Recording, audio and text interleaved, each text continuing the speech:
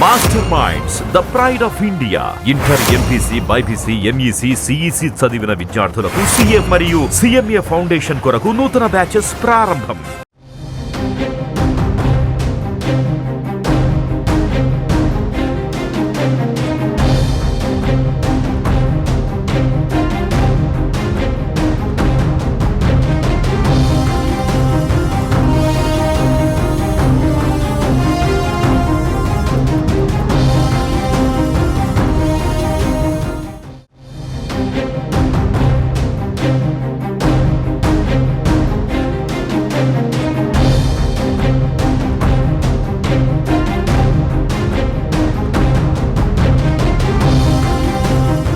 YCP అధినేత మాజీ CM Jagan Palnadu జిల్లా వినుకొండకు బయలుదేరారు. బుధవారం రాత్రి హత్యకు గురైన షేక్ రషీద్ అనే యువకుడి కుటుంబాన్ని జగన్ పరామర్శించనున్నారు. ఈ నేపథ్యంలో గుంటూరు రేంజ్ ఐజీ త్రిపాఠి కీలక ప్రకటన చేశారు. వినుకొండ పట్టణంలో 144 సెక్షన్ అమల్లో ఉందని ఐజీ తెలిపారు. పట్టణంలో ర్యాలీలకు, ప్రదర్శనలకు అనుమతి లేదని చెప్పారు.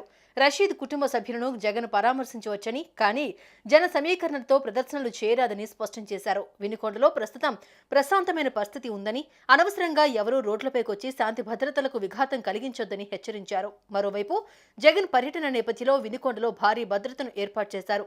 దాదాపు 400 మంది పోలీసులతో భద్రతను కట్టుదిట్టం చేశారు.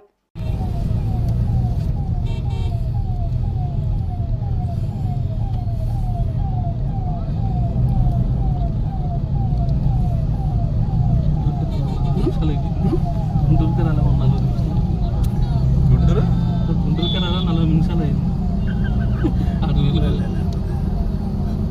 ఇంట్లో ఉండి పీకేదా ఉంది ఖాళీ కదా.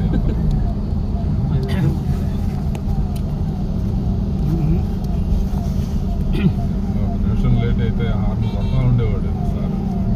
ఎందుకు వెళ్తున్నారు?